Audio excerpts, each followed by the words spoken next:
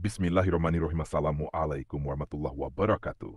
Ya syukur alhamdulillah kita bisa berjumpa lagi di channel ini Shalawat dan salalu dan tab tercurahkan kepada junjungan kita Nabi besar Muhammad Sallallahu alaihi wa Allahumma sholli ala sayyidina Muhammad walaili sayyidina Muhammad. Harapan dan doa saya, semoga saudaraku semuanya selalu diberikan kesehatan, dilapangkan rezekinya, diampuni dosa-dosanya, dan dipanjangkan umurnya. Amin ya Rabbal. Hai sahabat beriman yang dirahmati Allah.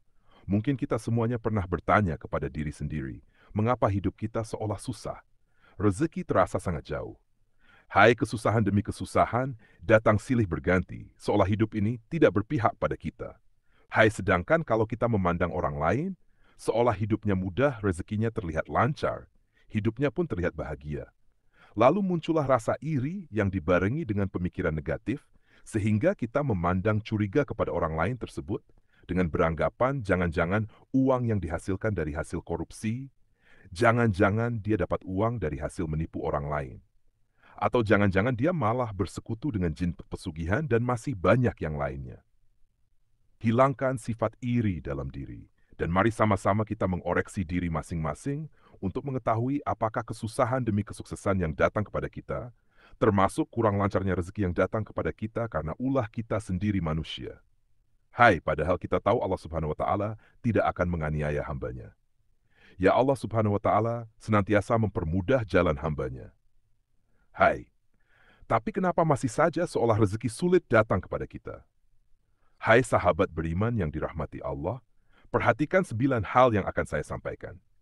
Siapa tahu masing-masing dari kita masih ada yang melakukan hal-hal berikut ini. Yang pertama, apakah kita masih melakukan kemusyrikan atau berbuat syirik meski hanya dalam hati? Hai, yang dimaksud syirik adalah menyekutukan Allah Subhanahu wa Ta'ala dengan sesuatu bisa benda, tempat, manusia, dan lain sebagainya. Satu contohnya seperti ini. Ayo kita percaya bahwa rezeki yang datang kepada kita adalah karena kita mempunyai benda keramat yang mempunyai petuah mendatangkan rezeki. Hai, padahal rezeki hanya datang dari Allah Subhanahu wa Ta'ala melalui apa yang dikehendakinya. Apabila rezeki datang melalui seseorang, berterima kasihlah kepada Allah Subhanahu wa Ta'ala dan bersyukurlah kita dipertemukan oleh Allah Subhanahu wa Ta'ala dengan orang tersebut dan bukan beranggapan yang memberikan rezeki adalah si fulan. Kalau tidak, karena si fulan tidak bisa apa-apa. Jadi jangan seolah memuja-muja si fulan yang mampu memberikan rezeki kepada kita semuanya. Berterima kasih boleh-boleh saja, asal tidak terlalu berlebihan. Yang kedua, perhatikan salat kita. Misalnya sekarang kita hanya mengerjakan salat 3 waktu, mulailah melengkapi menjadi 5 waktu. Misalkan masih malas, paling tidak tambah 1 waktu. Kemudian di hari berikutnya tambah 1 waktu lagi. Dan jika sudah lengkap 5 waktu, pertahankan dengan cara bersegeralah menunaikan kewajiban saat terdengar panggilan azan. Hindari untuk menunda, karena disinilah awal salat kita akan kembali seperti semula. Luangkan waktu yang hanya 10 menit untuk menunaikan ibadah salat. Karena waktu luang kita semuanya lebih panjang dibanding mengerjakan salat yang hanya butuh waktu 10 menit saja. Lalu yang ketiga, hindari sebisa mungkin menyakiti hati orang tua kita.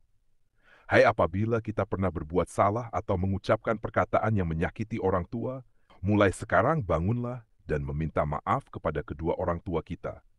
Karena ridho Allah Subhanahu wa Ta'ala ada pada ridho orang tua juga. Hai, lalu bagaimana kalau orang tua kita sudah meninggal, sedangkan kita pernah menyakiti hatinya dan belum sempat meminta maaf? Paling tidak doakanlah mereka dengan doa yang baik dan meminta maaflah kepada Allah Subhanahu wa Ta'ala. Karena sesungguhnya Allah Subhanahu wa Ta'ala maha belas kasih kepada hambanya. Yang keempat, apakah kita memakan harta yang bukan hak kita? Hal ini sangat luas penjelasannya. Namun saya contohkan yang mudah saja. Dari setiap rezeki atau kekayaan yang kita dapat, ada hak dari fakir miskin termasuk anak yatim piatu, yakni 2,5%. Untuk itu, kita sisihkan bagian yang memang menjadi hak mereka dari penghasilan kita, lalu berikan. Caranya bagaimana? Carilah anak yatim piatu atau orang miskin di daerah kita tinggal dan berikan hak-hak mereka. Kita tidak perlu malu meski yang kita berikan hanya sedikit, karena berawal dari sedikit, dengan niat yang tulus itulah awal kita semuanya akan ditambah rezeki yang berlimpah oleh Allah Subhanahu wa Ta'ala. Insya Allah. Yang kelima, berdagang dengan tidak jujur. Apabila kita hendak melakukan jual beli, hendaknya tidak mengurangi takaran, bahkan kalau bisa lebihkan sedikit takaran dan niatkan untuk bersedekah. Apabila jual beli barang, utarakan barang tersebut sesuai dengan kondisinya. Contoh misalnya jual beli HP bekas. Jika ada yang rusak, utarakan saja kekurangannya dan berikan dengan harga yang pantas. Ada yang bilang jujur akan hancur, tapi perlu diketahui mungkin kita akan menerima lebih sedikit daripada yang tidak jujur. Tapi yakinlah, kita akan mendapat lebih besar di kemudian hari. Orang yang tidak jujur mungkin akan mendapatkan banyak di awal, akan tetapi setelahnya akan mendapatkan sedikit, karena perbuatan kurang jujur yang dilakukannya sendiri. Untuk itu, saran kepada kita semuanya, jika sifat ini masih ada pada kita semuanya, mulailah sedikit demi sedikit kita hilangkan, karena Allah Subhanahu wa Ta'ala Maha mengetahui apa yang kita lakukan. Yang keenam, apabila kita semuanya sudah berumah tangga, hindari untuk menyia-nyiakan atau menyakiti anak maupun pasangan hidupnya. Apabila kita merasa kesal dengan kelakuan anak atau pasangan, kalau bisa cobalah untuk mengoreksi diri dulu, kenapa pasangan atau anak kita belum mampu seperti yang kita inginkan. Lalu diskusikan bersama dan temukan akar permasalahannya. Apabila masih belum menemukan titik terang, berdoalah dan serahkan semua masalah kepada Allah Subhanahu wa Ta'ala untuk mencarikan cara yang terbaik sambil tetap berusaha. Insya Allah kita semuanya akan ditunjukkan jalan yang terbaik untuk mengurangi masalah, karena sesungguhnya Allah Subhanahu wa Ta'ala adalah sebaik-baiknya pemberi solusi. Bagi yang belum berumah tangga, ini bisa menjadi pelajaran untuk mendapatkan pasangan yang baik nantinya. Yang ketujuh, berbohong. Mungkin benar saudaraku, berbohong demi kebaikan. Tapi perlu diingat, kebaikan yang dimaksud adalah kebaikan untuk siapa? Apabila kebaikan untuk diri sendiri atau orang lain secara sepihak, saya rasa itu kurang sesuai. Kenapa? Karena bisa merugikan orang lain yang kita bohongi. Dan sifat seperti itu membuat kita jauh dari rezeki Allah SWT. Cara menghilangkan sifat berbohong tidaklah mudah seperti membalikkan telapak tangan, akan tetapi bisa kita kurangi sedikit demi sedikit kebiasaan tersebut, dan mulailah tanamkan dalam diri kita sifat yang jujur. Meski di awal terasa sangat berat, akan tetapi insya Allah ke depannya, hidup kita semuanya akan jauh lebih tenang dan lebih nyaman. Bagi saudaraku yang mendengarkan video ini, bukalah hati dan pikiran saudaraku semuanya ketika pasangannya ingin mulai bersikap jujur. Hindari urusan yang menyalahkan. Hindari untuk saling menyudutkan pasangan. Dukunglah dengan perkataan maupun perbuatan yang baik, dan mulailah untuk saling memaafkan. Insya Allah akan mendatangkan rezeki yang luar biasa dari Allah Subhanahu wa Ta'ala. Memerintah atau berkuasa dengan sewenang-wenang. Maksudnya adalah apabila sedang menduduki jabatan penting atau menjadi pemimpin dalam rumah tangga, hindari untuk menyalahgunakan kewenangan demi kepentingan pribadi. Kalau dalam jabatan, saya contohkan memudahkan urusan orang lain dalam hal korupsi atau menipu.